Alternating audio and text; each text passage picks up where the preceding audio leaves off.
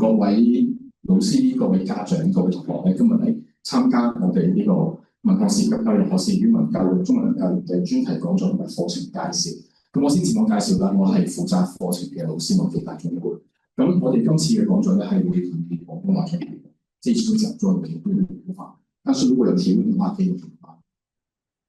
咁我哋今日嘅題目乜嘢咧？就係、近年好多老師，即係前線嘅中小學老師啦，同埋好多嘅學生都問緊嘅，就係人工智能時代中文老師如何影響你嘅。咁在座各位有冇人係用過人工智能？譬如用深度求索、DeepSeek 或者豆包或者 ChatGPT 咁啊，用過咧？用過，用完之後感覺如何？好快就可以 gen 到一啲你想要嘅材。係啊。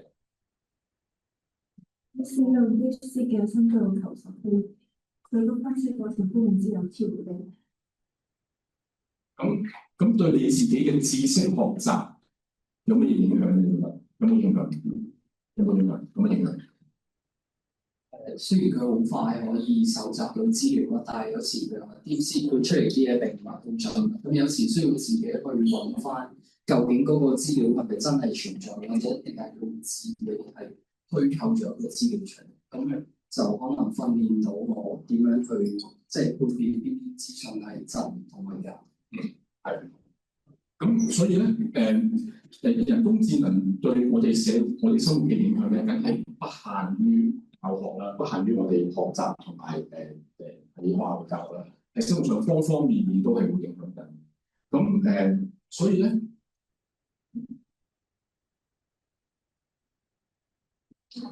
係啦，所以咧，即係我哋先簡單介紹一下，到底人工智能我哋講緊咩嘢？人工智能咧主要分兩個，即係今時今日有兩種大嘅類別，一種咧係舊式啲，就係判別式嘅人工智能。判別式人工智能咧，基本上唔會產生新嘅內容啦，輸入相同嘅指令咧就會產生基本上一樣嘅結果嚟㗎啦。譬如傳統嘅搜索器啊之類嗰啲咧，都係判別式嘅。咁然之後咧，我哋每次使用咧，唔會自動為機器提供訓練數據，即係話咧，如果呢個系統要升級嘅話咧，係要透過人手額外去添加數據，額外去修改，佢先至能夠可以更新去一個新嘅版本，而且又冇比較啲單向。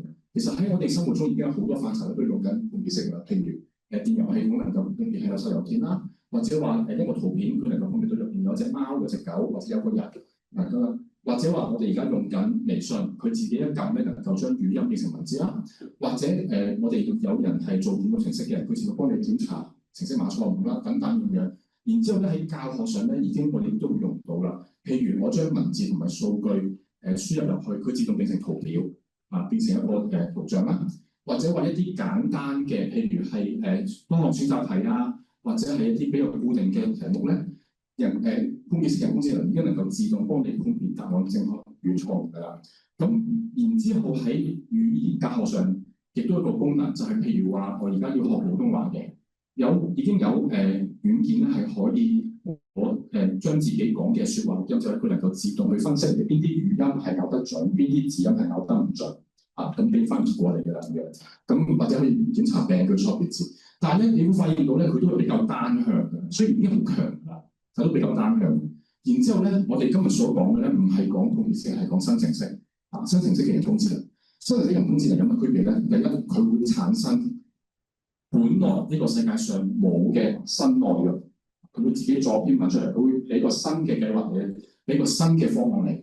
第二咧，你每次輸入相同嘅指令咧，佢係會因應個情況而俾出不同嘅結果出嚟嘅。所以你就算問佢同一條問題，你問10次，佢可能俾10個唔同結果，而且你可以同佢持續對話嘅。啊，我諗大家用過深度求索，你都會知㗎啦。啊，第一次俾完個結果你，跟住佢話唔該，你幫我畫隻貓出嚟啦，唔用幾隻貓，跟住佢淨話太醜啦，幫我畫得生動啲，佢即刻俾第二隻貓啦，係啦。然之後話我希望呢隻貓咧喺個陽光下邊嘅，幫佢加個陽光，即係加個陽光嘅，你可以同佢持續去對話，持續去更正你同佢嘅要求。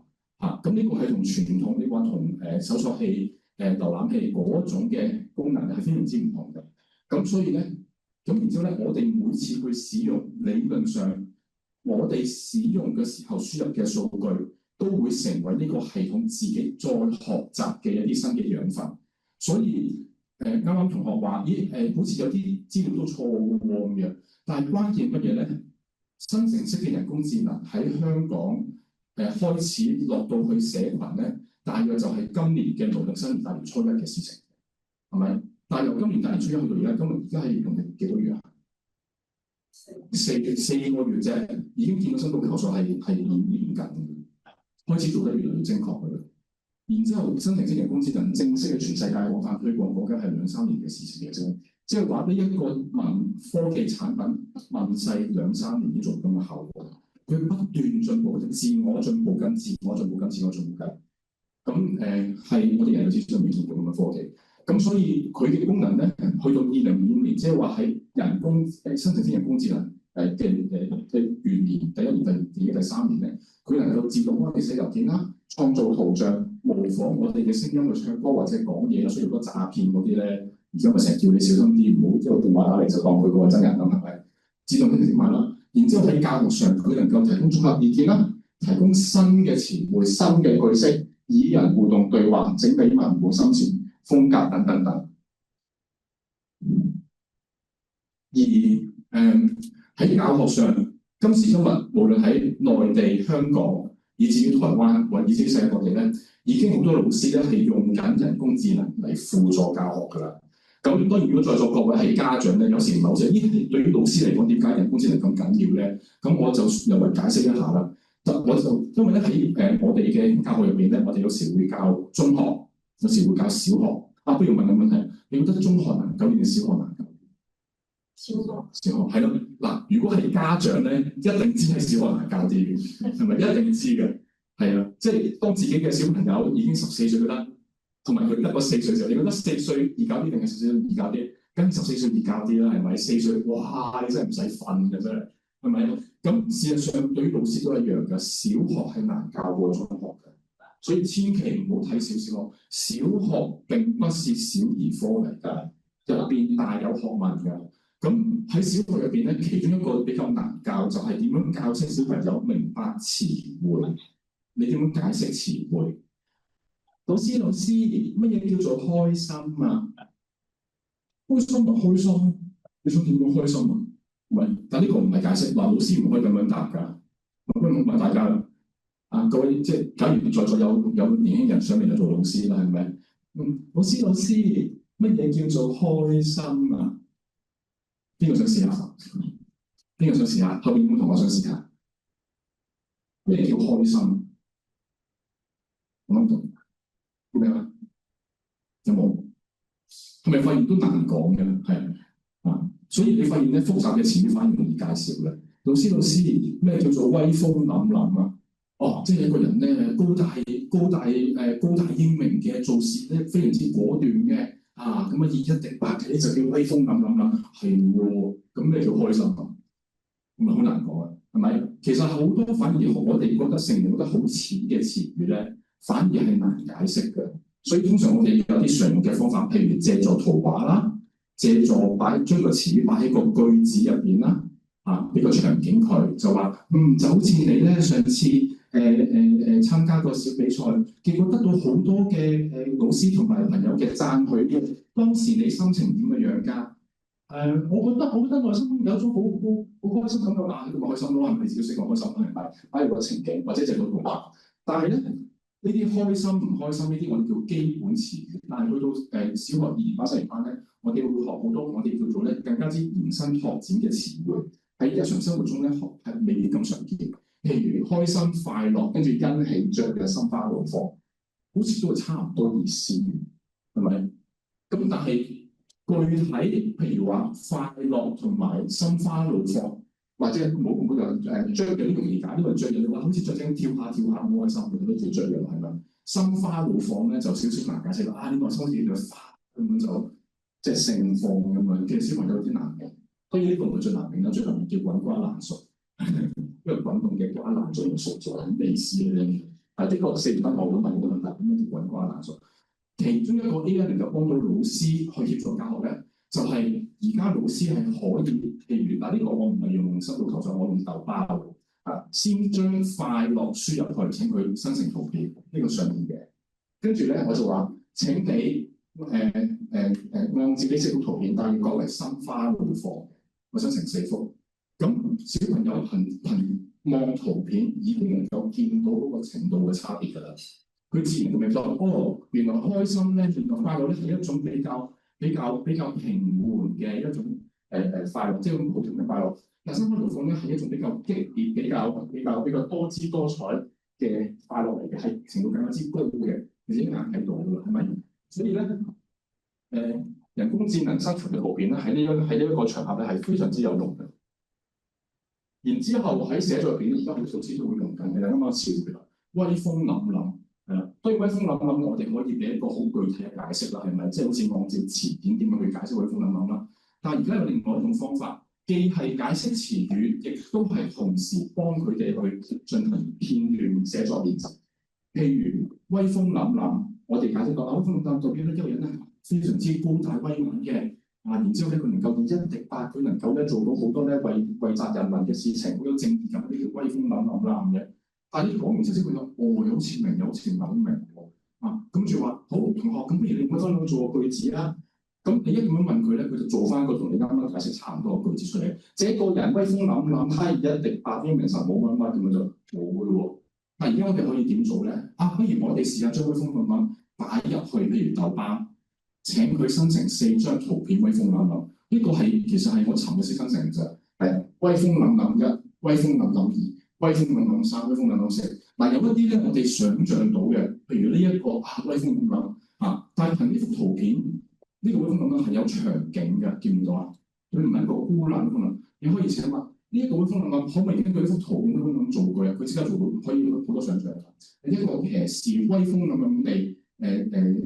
騎在俊朗的黑馬上咁樣喺城堡面前咧守護住個城堡咁就威風凜凜嘅，係咪？跟住呢一個咧，哇喺草原上嘅女英雄威風凜凜咁樣，即係之類咁樣持柄喺草原之上咁樣就咁樣去展示佢高超嘅射藝咁樣智藝咁威風凜凜，係咪？但係有啲威風凜凜咧，我哋一下子諗唔到，但係圖片一嚟就係喎。原來呢啲都係功能嘅喎，係咪？呢一個並冇一個好具體嘅人係擺喺你面前，你甚至冇表情嘅，佢背住你嘅，但前面有一架戰機，成個場景係非常之宏大，原來都俾我哋一種威風嘅感覺。小朋友就係諗到，原來威風咁唔單止形容個別嘅人，可以形容一個場景營造出嚟嘅氛圍，威風嘅。然之後咧，呢一啲都好似同打鬥戰爭有關咁，係咪？但呢一幕啦，要一個人嘅威風凜凜嘅，有啲話氣威風凜凜即係喺度擺姿勢打卡啫嘛，我都識啦咁樣。但唔係喎，呢一個人你估佢咩職業？佢係咪打仗㗎？佢係咪草原上嘅女英雄啊？唔係喎，佢係咪戰士？佢係咪我哋嘅軍人啊？亦都唔係喎，佢可能係一個商業嘅。即係商界奇才，係咪？但係商場就係如戰場，所以咧，你發現咧，所謂呢種戰爭打鬥場面咧，有一種延伸拓展嘅，喺商業上都好似戰爭一樣，佢喺商業嘅戰場上面威風凜凜嘅，係咪？所以你會見到圖片可以令到老師同埋學生大量咁樣擴展同好容易擴展到咧，對於文字有更加之多嘅想像。亦都可以好快咧做到好多好豐富嘅練習。咁而事實上呢啲我哋前線學校已經經常用緊㗎啦。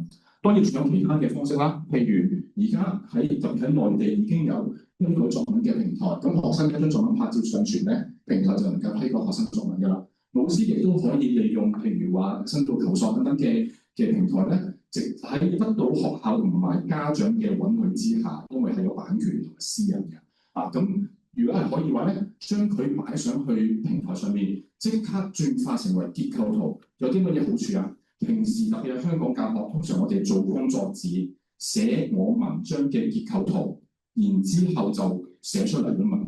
但寫唔出嚟之後，到底我哋嘅結構係唔係真係好嘅咧？其實睇唔到出嚟嘅。我以為寫得好啫。其實有時候，如果你照翻轉頭將文章轉翻結構圖咧，我哋作為寫作嘅人，即刻會見到我成個大結構有啲乜嘢好同唔好嘅地方㗎啦，係咪即刻見到啦？所以倒翻轉咧，人工智能可以幫我哋將作文轉翻到一個結構圖，令到我哋好快能夠檢視到自己作文章嘅得同埋失。咁而老師都可以選取片段，就住人工智能，就住詞語選用等等咧，就比較自己文字同人工智能生成文本嘅差異等等等等，好多方法，好多方法。其實不斷有好多新方法嘅，譬如學文言文，人工智能幫唔幫到手咧？肯定幫到㗎。點解啊？因為傳統上我哋學古代漢語文言文，我哋只係讀嘅啫。嗱，我哋學現代漢語要聽説讀寫嘅文言文咧，只需要讀，你唔使寫嘅。至少我哋呢個世代啦。唔使寫唔使講嘅子非魚有也咁唔去知咁樣，即係你哋會傾偈噶嘛，係咪？但係事實上，如果一種語文就算係一種唔存在，即係經現代生活唔存在嘅語文，假如能夠做到同時又讀又寫又講又聽咧，其實先至係一個最整全嘅語文學習嚟嘅。亦如果我哋文言文係能夠同時有聽嘅輸入嘅話咧，對於我哋掌握文言語感係更加之有效。但問題就係而家我哋周邊揾唔揾到人能夠同我講文言，能夠增強我語感咧？真人就有，但係極少啦。可能係一啲老前輩啦，係咪？係。但係人工智能佢完全做得到，佢可以同你文言對話。子非魚有也，唔去知點會即刻就同你 off 咗咁樣。跟住話，你練多幾次啊，論語嗰啲文言有幾難嘅，係咪？所以好多可能㗎。我哋教書話學生都係練廣東話，練各種嘅平時我哋覺得難做嘅嘢，人工智能幫到好多手。啱啱都會提過呢個問題啦，係啦。跟住我哋問題問啦，人工智能咁叻，我諗到就好多同學好想報都唔夠呢個成問問題。人工智能咁叻，老師要被淘汰了嗎？我諗你作為家長更加之關心呢個問題。喂，2025年入學不要到2030年啦，到時候老師係咪已經俾人淘汰咗㗎？咁我哋子女點算啊？係咪？嗱，我哋發現到好多老師做開嘅教學工作，人工智能係已經初步能夠做到。其實事實上，我哋預期隨住人工智能不斷發展，喺5年之內做到更加之多。而事實上喺外國已經有可以直接同學生對話，即係語音對話嚟授課嘅人工智能㗎，係咪？但係講緊係如果成出現得個2-3年嘅啫喎，出現3年之後發生咩事？係咪？所以呢一個唔係一個虛構嘅問題嚟，係擺喺我哋每一個人眼前嘅問題，真係擺喺我哋眼前。我哋呢個世代係會直接凝視住呢一個文明嘅拐點即係人工智能生成嘅人工智能並不是一種新科技咁簡單，佢係一個人類文明嘅拐點。人類文明以來第一個有可能超越人類智慧嘅機器出嚟，代表乜嘢啊？代表人類唔使做嘢咯，唔使做嘢你好似覺得好爽嘅，但係你慢慢諗諗唔係喎，似乎好多問題出嚟喎，係咪？除咗老師有冇機會被淘汰之外，其實仲有第二個，亦都係非常之深刻嘅危機。呢一個我諗大家睇新聞都會知啦，外骨骼真係試過爬山裝個外骨骼之後爬山爬得好快，因為佢幫你輕散咗好多腳骨力。唔係呢個梗係好啦，係咪？譬如我屋企有長輩嘅行唔係太好用外骨骼，佢就行慢得好多。或者你要爬山嘅，你要做一啲體力活動工作嘅，外骨骼幫輕你好多。但我哋想象下假如我哋啲小朋友由細開始用外骨骼輔助器，你覺得對兒童有咩影響啊？退化就係因為兒童成年人唔同嘅，成年人佢嘅骨骼身體大腦基本上生長好㗎啦，係咪？但係兒童由出世去到青春期，去到10幾歲，佢係未成長，佢一直成長緊嘅。所以如果我哋諗下啦，如果小朋友由好細個已經話，媽媽話，哎呀阿仔，你行到咁辛苦啊，媽媽幫你買咗外骨骼，你慳啲腳骨力咁樣，你以為我緊佢咯？結果佢喺成長階段，因為外骨骼，佢嘅大腿肌肉一直冇得到訓練，而會終身萎縮，不可逆轉咁嘅萎縮。因為兒童係成長緊嘅，兒童唔係成年，兒童係成長緊嘅。同樣道理，如果太早俾兒童直接用人工智能解決所有問題嘅，結果發生咩事啊？就係智力唔會成長咯，智力唔會成長咯。乜嘢人工智能解決晒，咁我使乜用腦咧？係咪使乜解決問題咧？結果就係當佢大腦要成長嘅階段，佢冇成長到，去到成年人嗰時候咧，固定落嚟，咁就一世㗎啦。所以其實外國有部分嘅聲音，我唔夠膽都係主流聲音啦，係會講緊話咧，隨住人工智能全面普及咧，我哋呢個世代可能係人類文明史上最後一個智力正常嘅世代。即係隨住人工智能大規模使用嘅話咧，可能以後嘅世代咧都會普遍智力往下降，因為人工智能太強大。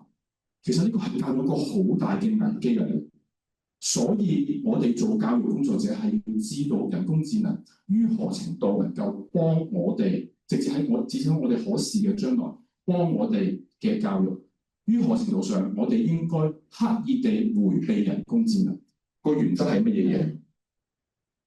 譬如我哋喺教學上或者係父母對智力都係，我哋應該優先重視兒童本身嘅心智發展，而唔應該盲目咁樣咧追求科技。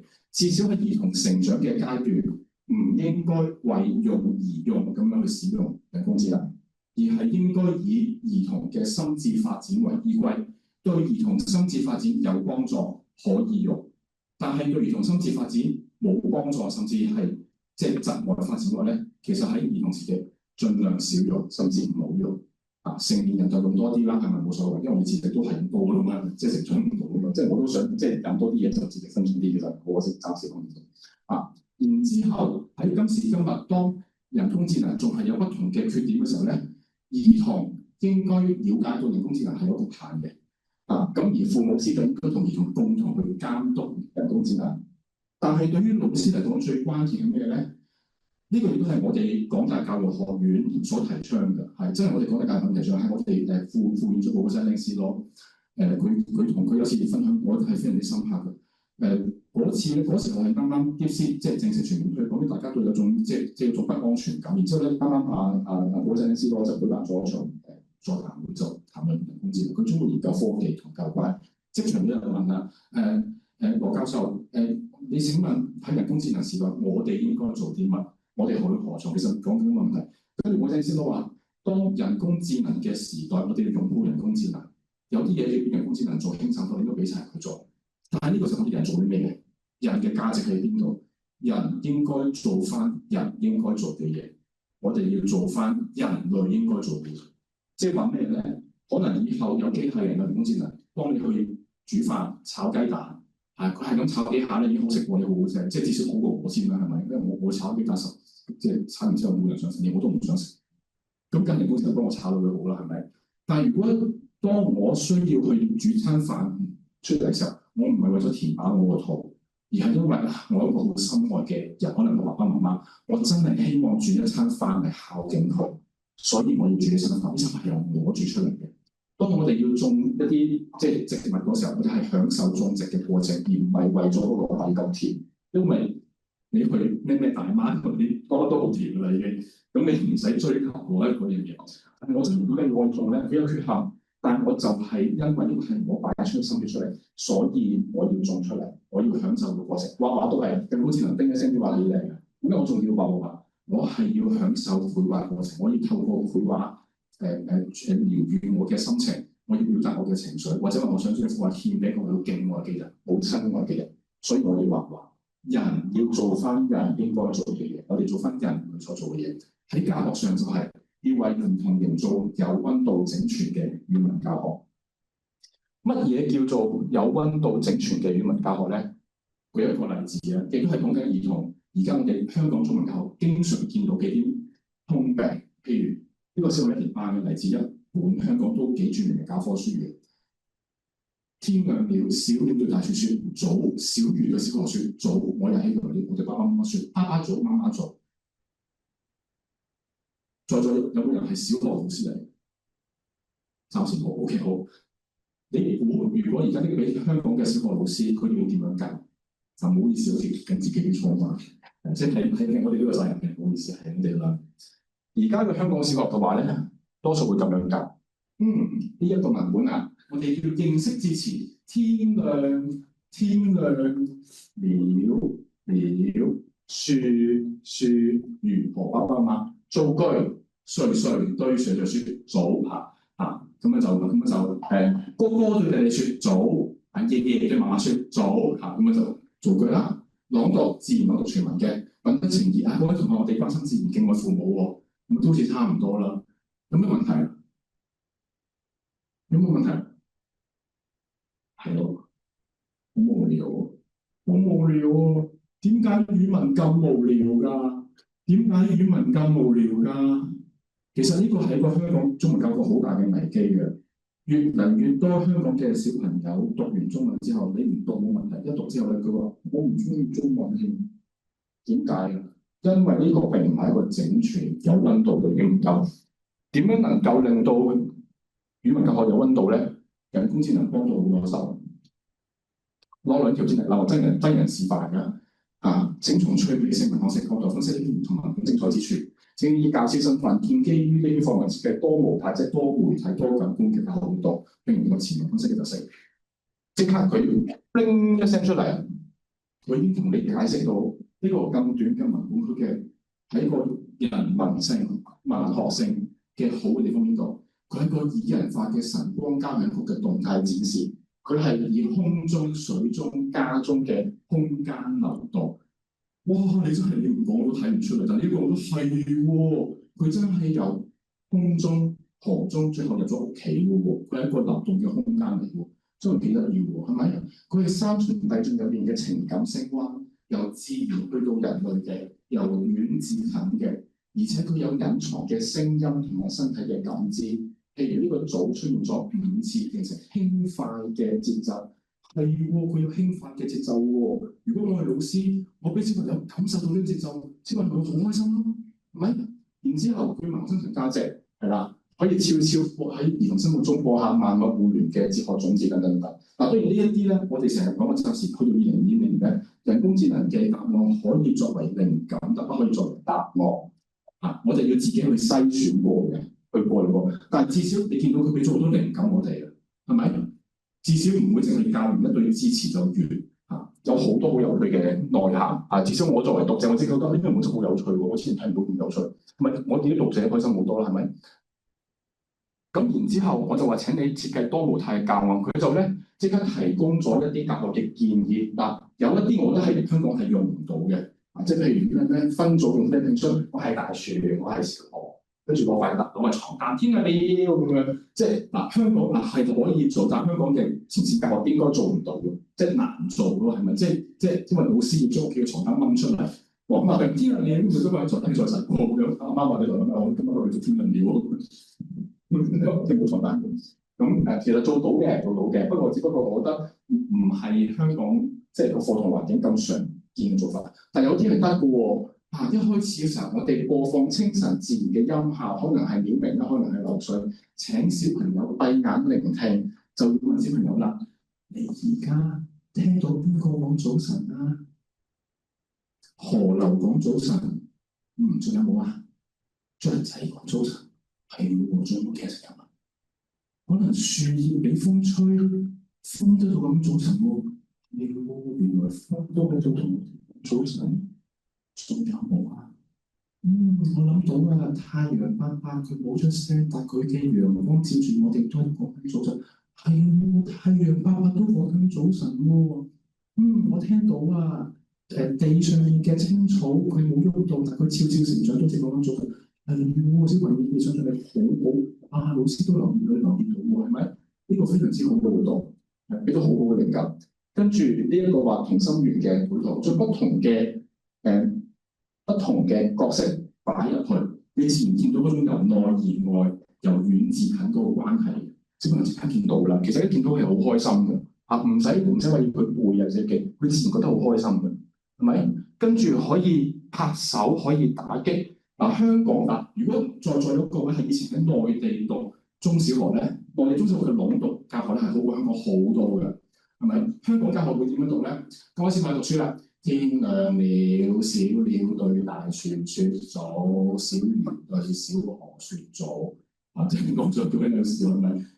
但係事實上咁優美嘅文本，我哋可以點樣讀啊？我哋可以由老師帶到就得，甚至小朋友已經係透過之前活動有對呢個文本嘅情緒，譬如話你聽到樹，你聽到河流喺度説早晨，你覺得嗰種嘅感情、嗰種嘅情、嗰種嘅俾你嘅感覺係咩？可唔可以用形容詞形容㗎？我覺得好温暖啊！係我小朋友話好温暖喎，不如我哋全班一齊試下話你哋話温暖啊嘛！我哋要讀出一種温暖嘅感覺出嚟，好唔好啊？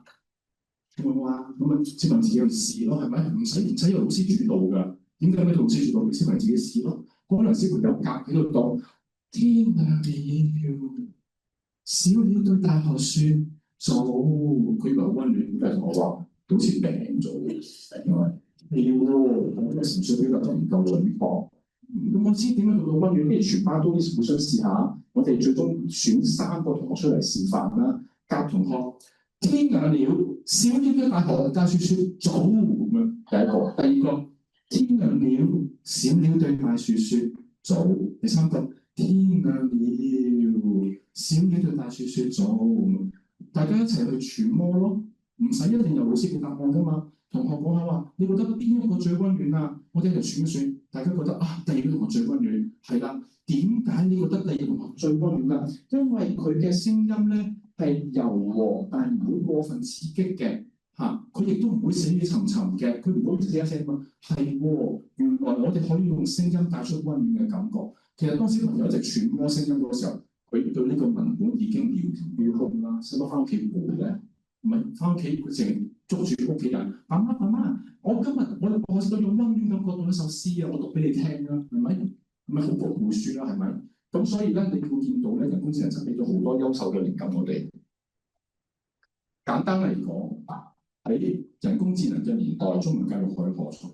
就係我哋喺未來要走向一個有温度嘅語文教學，有温度嘅語文教學。而喺直至2025年呢一種温度，人工智能喺可預見嘅10年都取代唔到我哋。我哋要不斷去諗點樣以人同人之間互動嘅方式，俾我哋嘅兒童青少年係感受到語文嘅温度。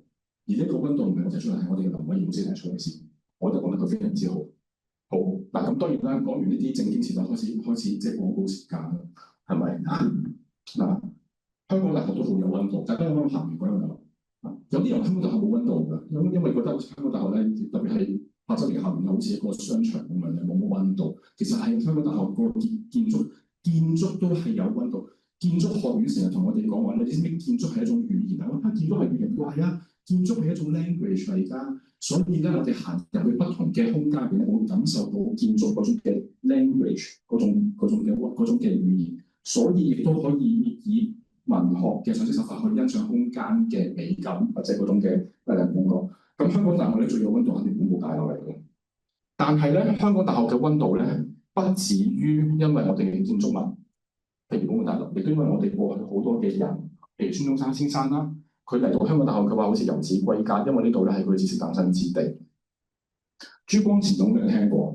朱光潛佢係中國當代美學嘅開拓者，基本上現代嘅喺即係哲學範疇入邊嘅何謂美、何謂不美、美同醜嘅哲學判斷咧，就係朱光潛先生開始先㗎啦。咁佢係我哋100年前嘅大師兄，佢係主修英文教育嘅。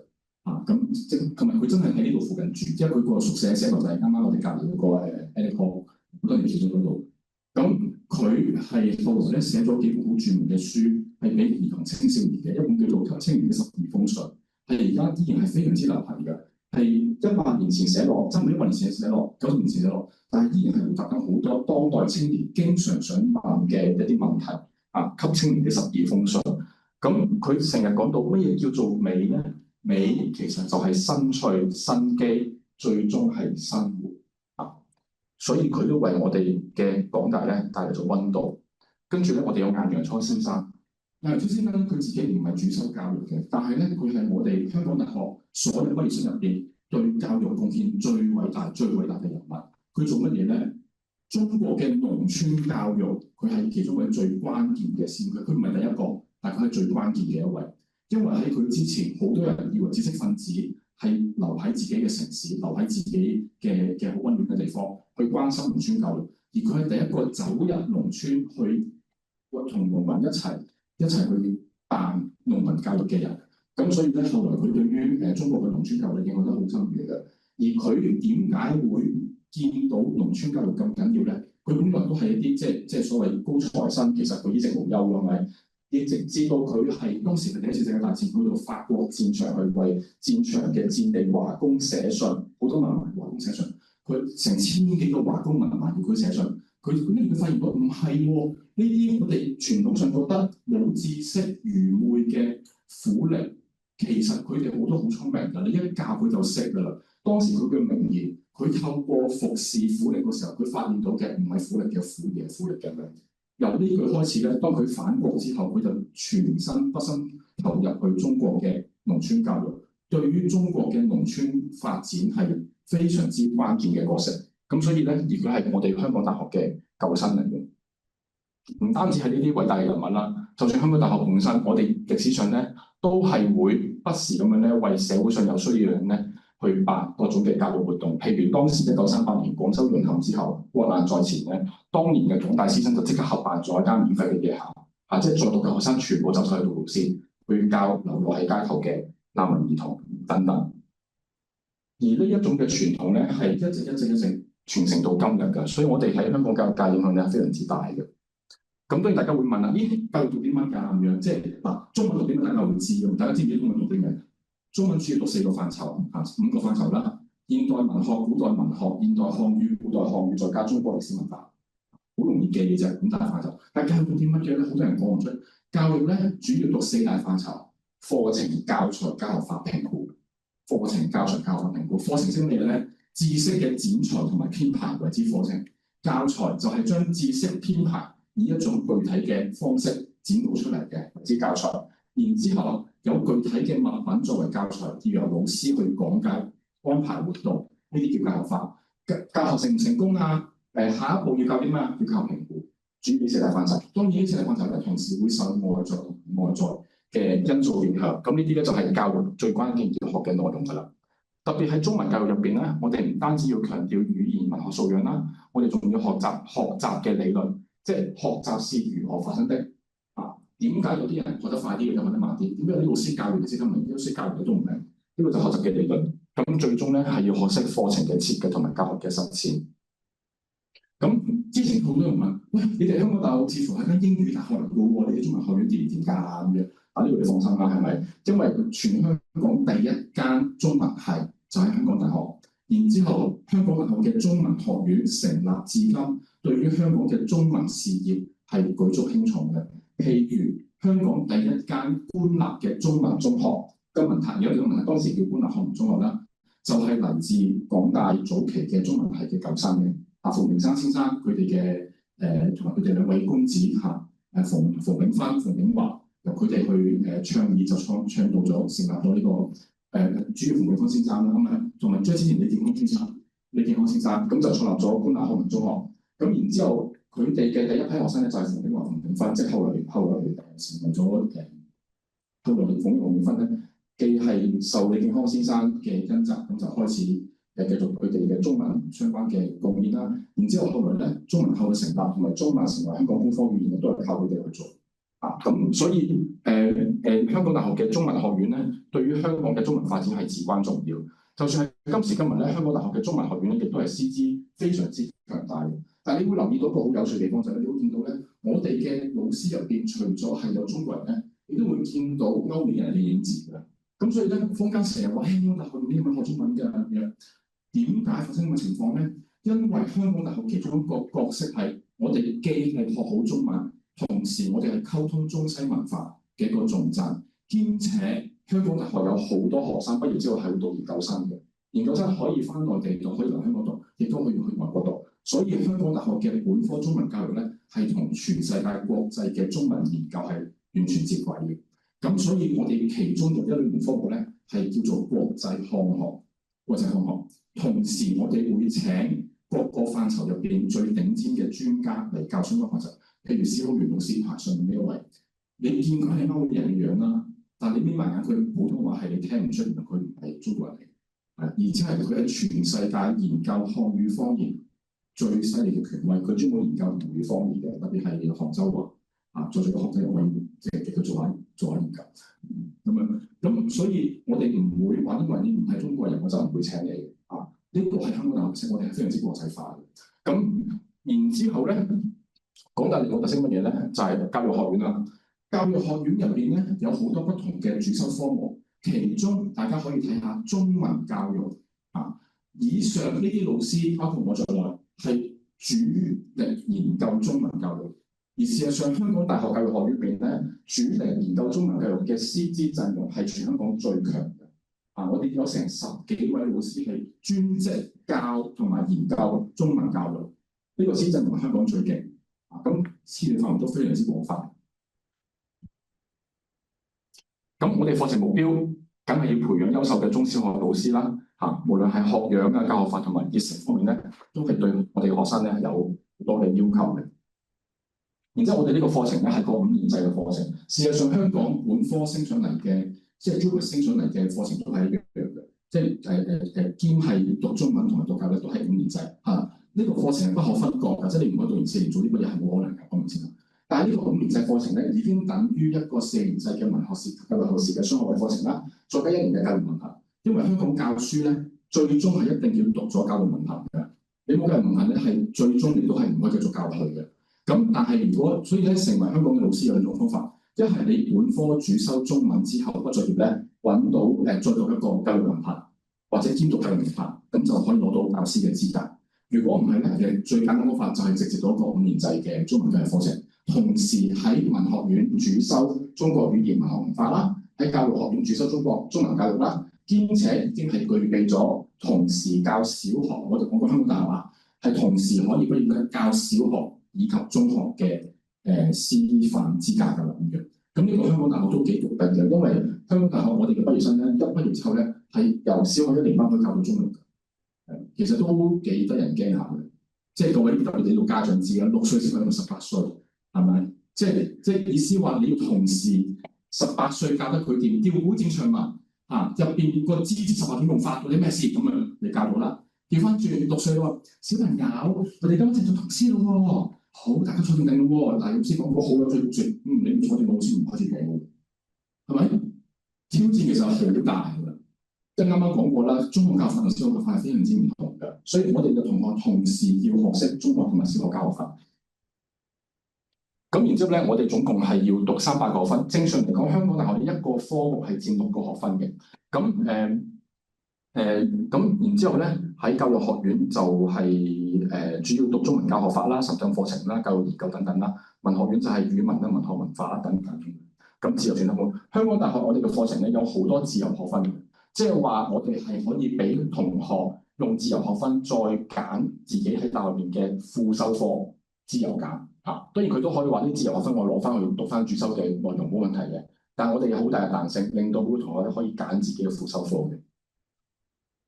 咁然之後，我哋2年級要去內地嘅著名師範大學參加沉浸課程，3年級咧係要完成一個本地、內地或者海外嘅體驗式學習單元啦。跟住咧就開始啲最關鍵嘅內容啦。4年級係小學實習10個星期，5年級係中學實習10個星期。所以畢業嗰時同時可以教小學同埋中學噶啦。咁我哋嗰個2年級嘅語文沉浸課程係做乜嘢嘅咧？以前咧就純粹學普通話嘅啫，但係今時今日我哋錄取嘅同學咧，絕大多數都係粵語及廣州普通話雙語流利嘅。咁所以當我哋去到內地嗰時候咧，當然進一步鍛鍊自己嘅普通話啦。但與此同時咧，係更加之多咧同內地嘅中小學教學協作啦，學習普通話教與學啦，同埋咧係要以普通話進行社區探究、在地嘅文學探究、歷史文化專題研習，同埋同當地嘅資深教師咧做教學咁樣，即係話使用普通話嚟進行各種嘅在地嘅活動嘅教學活動嘅教學體驗活動嘅。咁然之後咧，3年級嘅話，以前咧，我哋同學咧係要選修一門自選嘅體驗式學習科目。咁呢個其實咩嚟嘅咧？呢個咧其實我哋係要俾同學知道教育係存在好多種可能，課堂入邊嘅授課只係教育其中一種嘅啫。咁所以咧，我哋要求同學咧3年級或以前咧係要參加一個課程咧去體驗到教育嘅其他可能啊！你會見到有好多係唔喺課堂進行嘅。咁譬如最近好熱門嘅，我哋喺同學入邊之間，譬如呢個香港大灣區及新加坡博物館體驗學習啦，或者斯蘭克體驗學習等等咁樣。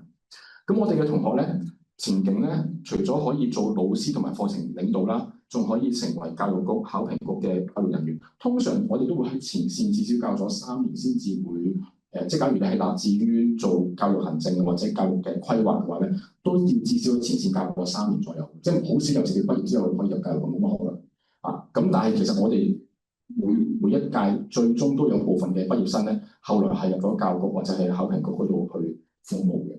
咁可以做學術研究啦，譬如我就係做咗學術研究嗰個人啦，咁亦都做其他專業嘅。所以讀完教育後一定教書。嗱，當然我哋係好殷切期望畢業之後咧都係教書嘅，但係我哋每年都有若干1至2位咧，最終唔係教書啊。咁我可以講下佢做啲咩？今年有個做咗國泰見習技師，係啦，咁然之後另外一個咧就啱啱考咗海關。咁多個我同學考完咧，我覺得好惋惜，因為佢教得非常之好，中小學都教得非常之好，但係佢做到海關。咁我就同佢講一啲，即係我哋一啲都市傳說啦。我就你知唔知啊？曾經有時有個師兄啊，都係多數之後做海關，佢以為自己唔使教書啦，點知海關派咗佢去個海關學院教中文啊！呢個咧係當年嘅得志，呢位更加之早期師兄，後來係咪繼續喺海關學院教？我後來做跟進，但係當年佢入咗去海關嘅，俾人派出去海關學院教中文。其實冇問題，因為我哋教育學識嘅嘢，就算你唔係喺學校度教，喺各行各業嘅專業係用得着嘅，因為各行各業都有培訓嘅需求。我哋學識嘅唔單止係中文，仲係教學法同埋課程知識規劃嘅方法。而事實上，你喺任何專業，當你做到中層嘅時候，我哋每一個人都要培訓新人，都係某程度上嘅老師。所以受過教育專業訓練咧，對於喺個專業自己嘅即係教學以外嘅其他專業入邊，點樣去傳承知識，點樣去培訓新人，或者點樣去互相協助，係更加之得心應手嘅。咁當然啦，最終咧，我哋絕大多數同學咧都成為老師嘅。而家香港成為老師咧，嗰個待遇都非常之好啊！咁呢個係而家嘅起薪點啊，35,000蚊啊！咁當然咧，首先係揾到教材啦。咁喺香港大學咧，我哋亦都有好多空間咧，俾同學咧去揀自己嘅副修。但係咁再你見到全部都可以揀。當然最終我哋好多同學揀嘅咧係中國歷史文化，但亦都曾經有同學咧話啊，我對教育生態好感興趣，去揀心理學等等，亦都可以嘅。但不過要留意乜嘢咧？就係香港大學嘅副修唔代表啲嘢會淺咗㗎。講完先啦。所以你唔可以話啊，我中學未讀過化學㗎，不過我哋化學都少少興趣嘅。不如我哋之後我試下副修化學啊咁樣。結果入去副修化學嗰一班咧，全班都係 DSE 化學共識性。咁你話我做中三㗎咯喎，即係意思係話副修只不過係嗰個學習嘅量會少咗，但係深度唔會淺咗㗎。部分副修係要求你同時係要具備某啲 DSE 嘅成績先至可以做副修嘅。不過咧，香港大學呢個制度咧，就令到我哋好多學生咧係多元興趣咧，佢可以同時滿足同埋建構屬於自己嘅一個跨學科嘅問題啊。咁係呢個係香港大學非常之好嘅地方嚟嘅。咁如果各位有興趣咧，特別可以留意文學院各個主修課程，因為我哋好多同學咧特別係對文學院嘅課程感興趣。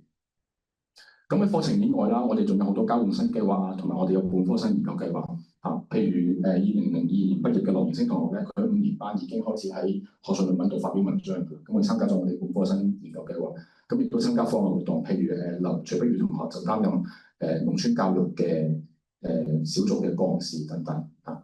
咁最終啦，各位可能會問：咦，咁到底我想唔想做老師咧？其實好簡單嘅啫。嗱，我哋諗下幾個原則就會知道自己適唔適合做老師，或者你身邊嘅認識嘅青少年適唔適合做老師。任何老師第一件事一定係要品行良好啊！呢個係不可討價還價啊！咁一定要品行良好，能夠以身作則，能夠以自己為兒童青少年樹立榜樣，呢個係必然嘅條件。然之後成為中文老師，我哋教中文唔單止為咗教語文，亦都唔單止為咗學生能夠攞到好嘅成績，更加之重要。老師長遠嚟講係要傳承國家民族文化，所以身為中文老師必須係要喜愛中華民族優秀傳統文化啊！咁然之後，老師並不是一個照本宣科嘅職業，特別係而家我哋講求一個有溫度嘅中文教育，所以富有好奇心啦、探索精神、願意嘗試、勤於反思。老師必須係有想像力啦，有團隊協作精神，同埋咧係能夠與人溝通，願意學習教學法同埋課程理論嘅。咁如果在座各位係讀 DSE 嘅話，即係文憑考試嘅話咧，就要循呢個 JUPAS 嚟報名。咁呢一啲嘅資料咧，全部喺我哋香港大學嘅招生網站係揾到㗎啦。咁呢一個係上年即係2024年嘅收生分數。喺啲分數點樣計嘅咧？係 DSE 分數，然之後咧先經過換算方式，即係5星星變8.5分，5星變7分，5分5級變5分，然之後再經過第二輪嘅加權，就係淨係取最佳5科，其中必須包括中文科。中文科成績係會成1.5倍嘅，即係意思話，假如我中文科已經攞到8.5分，8.5分再乘1.5咁樣計上去啊，咁淨係中文科加分，其他科冇分加嘅。然之後最佳5科呢個就係上年我哋收生嘅中位數、上位數同埋下位數，係啦，大約都係34左右啦。咁係啦，邊啲成績人有優勢咧？我哋香港大學睇 DSE 成績睇得非常之重。我哋第一件事一定係嚴格按照 DSE 經過2次加權之後嘅分數嚟排序嘅。然之後係會將部分嘅申請人咧，即係合資嘅申請人咧，我哋再邀請面試啊，咁由此去選擇邊啲同學可以有錄取嘅。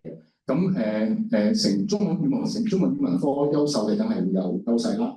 曾經修讀文學同埋歷史都有優勢嘅，但係我想講，我哋嘅團體都會錄取一啲唔係文科嘅同學啊，只要你分數好高嘅。嗱，當然中文一定要好啦，係嘛？中文 DSE 你話我得個2嘅啫，不過語科好勁嘅，我就係中文唔夠，咁即係唔想點咧？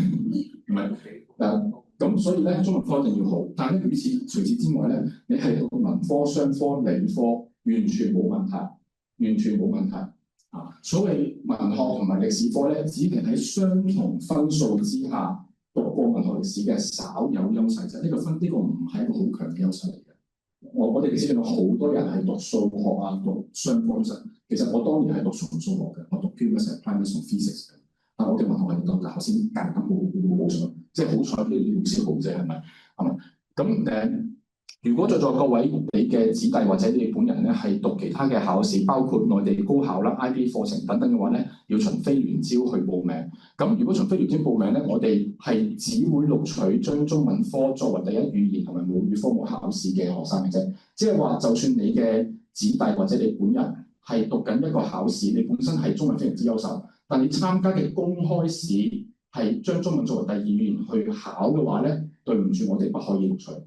因為我哋睇唔到到底我哋第一語言嗰個成績去到邊度啊，咁要特別留意。但係如果你話譬如我係讀緊 IB 或者係讀緊內地高考，或者係新加坡或者係馬來西亞嘅相關嘅華文科目，佢係將中文或者華文作為第一語言或者母語去考嘅，呢個成績我哋係一定會睇嘅，係咪？咁然之後咧，我哋希望申請人係識廣東話、普通話及繁體字，不過呢個係個希望嚟嘅啊，因為我哋係有同學直接由上海取錄過嚟，佢入學嗰時一句廣東話聽唔明，係有嘅。而且我哋嘅面試主要用普通話，但係教學上我哋係廣東話、普通話同時唔用。我哋都盡量希望同學咧，最終普通話、廣東話都至少有一種係能夠流利教書，另一種係能夠基本能夠教到書嘅。OK，如果有問題咧，可以隨時同我哋查詢。